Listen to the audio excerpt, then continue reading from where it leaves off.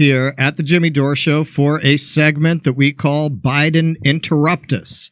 So Joe Biden was giving a speech at the AME Church in, where was this, South Carolina? South Carolina? Yeah. Indeed. He was in South Carolina, and some of the folks down there had something to tell him. Breaking. Activists in South Carolina just took over Biden's speech to call for a ceasefire. Quote, 20,000 dead Palestinians. Their blood is on your hands. Biden was shaken. He's starting to understand the reality. His war on Gaza is horrifically unpopular, and people are fed up. Now he thinks these are draft dodgers from the Vietnam War. He doesn't know where he is most of the time. All right, so let's see this I fought action. in Vietnam with Martin Luther King, man. Martin Luther King was in my foxhole the whole time, and we were gonna buy a shrimp boat, but he didn't make it back. All right, so if you really care about the lives lost here, then you should honor the lives lost and call for a ceasefire in Palestine. Ceasefire now! Ceasefire now! Ceasefire now! That's all right. That's all right. That's all right. That's all right.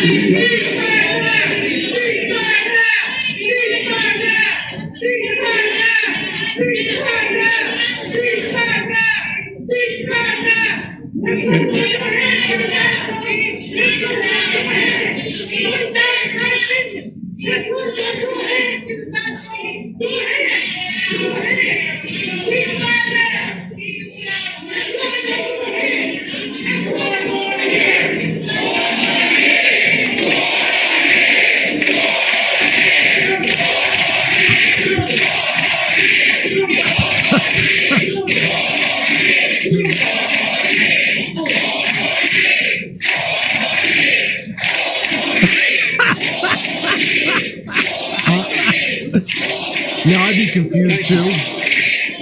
Thank you. Thank you. Look, folks, I understand their passion, and I've been quietly working. very quietly. I've been quietly working with the Israeli government to get them to reduce and significantly get out of Gaza. I'm using all that I can to do that. Oh my God! Oh, okay. So first of all, Why don't you loudly do it? First of all, I have to say, and we're not ones to traffic in racial politics, but that has to be the whitest crowd at an AME church in South Carolina that ever was. And I don't think it's a coincidence that you got the reaction from that crowd that you got. Yeah, that's an awfully white black church, isn't it? That's look at the crowd. That's like when I went to see Wu-Tang. That's very strange for an AME church. But did he pick that? Did he pack that church with that particular crowd? Well, I think probably a bunch of people might yell about. South Carolina has kind of a weird church-based voting district system that's like revolves around churches. Do they? Yeah, you remember years ago on the Daily Show, this guy, he was like visibly like mentally disabled. The guy that won, they covered on Daily Show. This was back before everything got up with Democrats. And I remember it's hilarious. I was like, I can't believe this guy got elected. And I was at a wedding later in South Carolina, and the guy explained to me that's because his church got together and put this guy up. So that's where you have to go to a church. It's a good detail you point out. That's a white-ass black church. Yeah, well, I'm sure that's what you have because Protestant churches tend to be segregated that way. But why did he pick that particular church to go to? And South Carolina? Well, exactly. You think they like him like that? Well, exactly. Well, he went to a friendly crowd. Yeah, and just chanting 4 more years for this confused mummy. I thought they meant bombing Gaza. Don't you say? They're for him. I thought they would no, that'll be when he goes to the synagogue like we did with Rachel Maddow. Actually, speaking of which, we're going to have Max on the show later, Max Blumenthal, and me and him have something in common. We both screamed at Rachel Maddow. Oh my God. And we're not able to get any kind of a response. So Keaton, what'd you think there? Well, it was a great start to the 2024 campaign, right? Between that whisper Quite a scream kickoff. January 6th speech and now this. I mean, whoo, that is a hell of a way to start. That's a 1-2 punch for you, right? You just have like this deranged, apocalyptic sort of Clint Eastwood speech. You're growling and snarling and, and then you come here to what you think is going to be a friendly crowd at South Carolina. You rig the primary. You move this state to first because it's your, home turf in the sense that South Carolina was what delivered the 2020 primary to him. It's what saved his campaign. So, okay, have a little comfort food down here, right? We're going to, had a rough first speech and, now we're going to come down here to a friendly crowd and then boom, ceasefire protests interrupt. That has to happen everywhere he goes. Every campaign speech of Joe Biden's this cycle must be interrupted by ceasefire protesters until there is a ceasefire. So good on them for doing that, and shame on the people for shouting them down.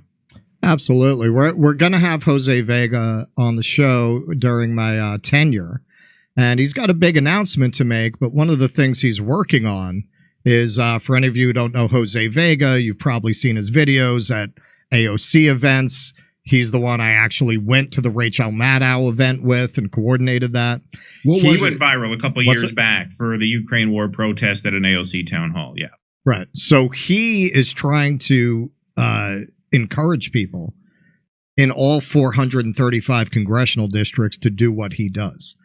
And this is what we need. I think Jose, it wasn't only Jose, but I think Jose has had a lot to do with it, with encouraging people to do some of these actions. You're seeing this almost weekly, I would say, very often more than once a week, where you have these figures like Anthony Blinken and people who really need to be disrupted getting disrupted. And yeah, that's what has to happen. These people should never be able to go anywhere in peace. Within the bounds of the law, people should be protesting them nonviolently everywhere that they go within the bounds of the law. Got anything else, folks? Nope. Print it. Print it. Put it in the can. We'll fix it in post. All right. We're going to Super Chats, Misha. All right. Mescalito says, if the Vanguard boys could see you now. Oh, I'm sure they can see us.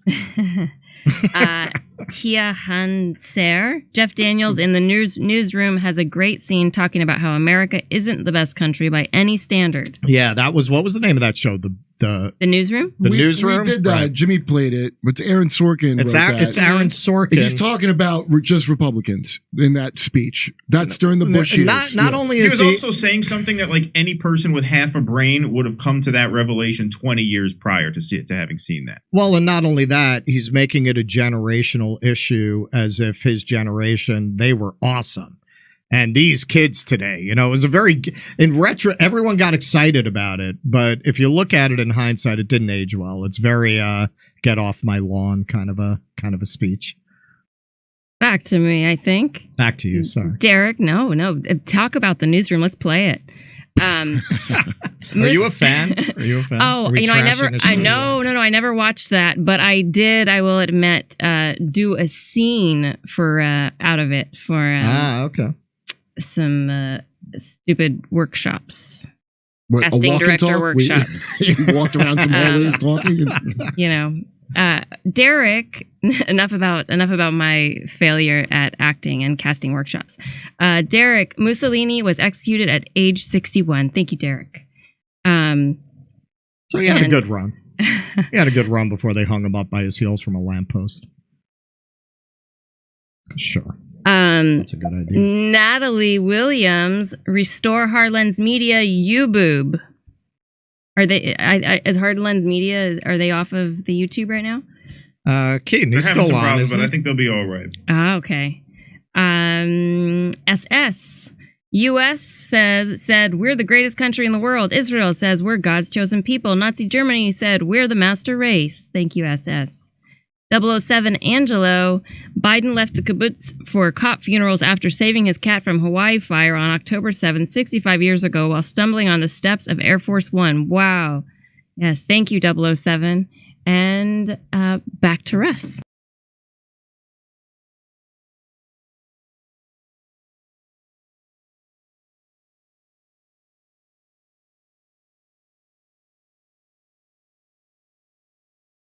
Hey, thanks for checking out our YouTube channel. Subscribe by clicking on that button down there for more AM Joy and the rest of MSNBC. And click on any of the videos right here to watch the latest interviews and highlights. And you can get more videos from MSNBC for free every day with our newsletter. Just visit